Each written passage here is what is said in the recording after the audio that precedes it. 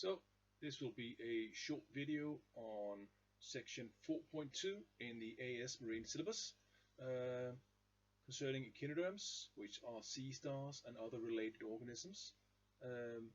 This will be a short review of this part of the chapter in the new AS and A-level marine science book.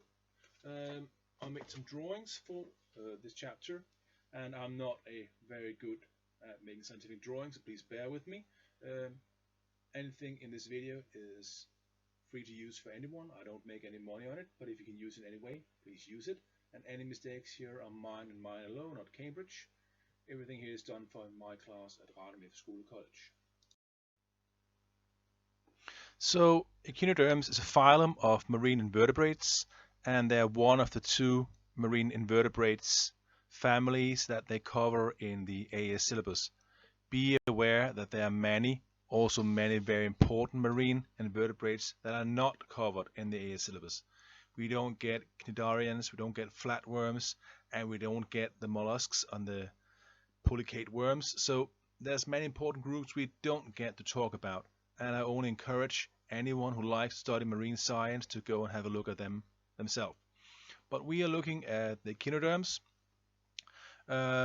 which includes the sea stars, which are perhaps the most known ones. We all find them in the coast. We have the brittle stars. We have the sea lilies, who look like a plant but really is an animal. And we have the sea cucumbers and the sea urchins. And those are the main members of our echinoderm group here.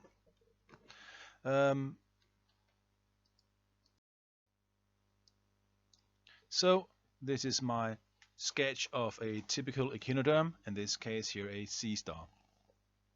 All echinoderms, they have a characteristic spiny skin, which is composed of a thin layer of skin over a hard calcium skeleton, which give them both protection and structure. Echinoderms, they have larvae that swim as platonic organisms, as a zooplankton we talked about before, and then develop into adults with have a pentaradial symmetry, which means they have a symmetry of 5, which is very easy to see on a sea star, but can be harder to see on other organisms. One thing that's special about echinoderms and sea stars here is that they have these water-filled tubes inside them, and by either pushing more water or less water into them, they can move about the same way that a forklift uses hydraulics to move about. On the lower side of their arms, they have small tube feet, which they can use for movement, but also use for predation. For example, sea stars uses them to force open mollusks and clams, and then they eat by forcing their stomach inside the victim. And they have digestive glands in each arm, and those arms make digestive fluids, which then is pushed inside the victim, and then the nutrients is absorbed into the central stomach.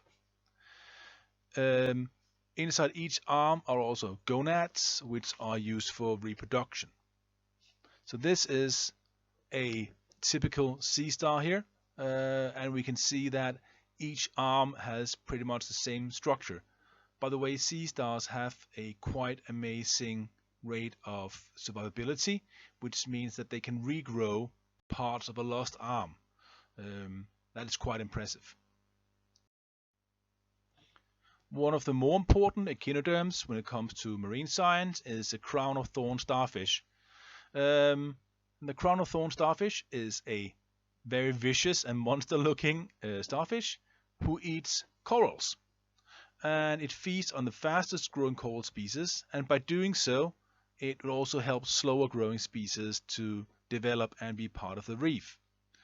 And in a normal reef, there will be some crown of thorn starfish eating the corals, and then there will be predators eating the crown of thorn starfish. But, as we know, if we lose the predators who normally eat the crown of thorn starfish, the population of the crown of thorn starfish will then increase, and there'll be a much larger increase on reef erosion. So large amount of these starfish can be really hard on the reef, and they can lead to the destruction of large areas of coral reef, which then damage the reef and damage biodiversity. So they are quite important in the balance of coral reefs, and for the corals they are a predator, but they are also a food source for organisms higher up in the food chain if we have a functioning food chain on our coral reef. Another food chain involving echinoderms are the sea urchins who live in the kelp forest. The sea urchins themselves, they feed on the kelp, and then they are themselves being predated on by the sea otters.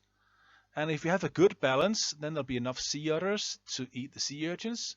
So we both have a healthy kelp forest, healthy sea urchins, and a healthy population of sea otters.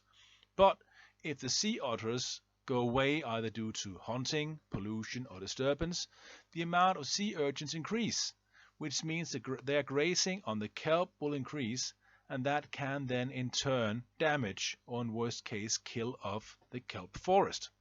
So again, this shows the importance of having a complete food chain to sustain a healthy ecosystem. Last, I'm going to talk a little bit about the economic impact of echinoderms. Both sea urchins and sea cucumbers are used in kitchens around the world as a food source, and they are fished and seen as a delicacy, and some places they're even overfished. Sea urchins are eaten in Japan, New Zealand, Peru, Spain, and France, and sometimes the calcium skeleton we find in them is also used for farming to help improve the soil. So that's a positive impact. On the more negative impact, if we have damage to the kelp forest by the sea urchins, or we have damage to the coral reef by the crown of thorn sea stars, that will lead to erosion of those ecosystems. And for areas who rely on tourism, those ecosystems are important. So too much damage to the reef or the kelp forest can lead to a decreased tourism and thereby a decreased income for people living in the area.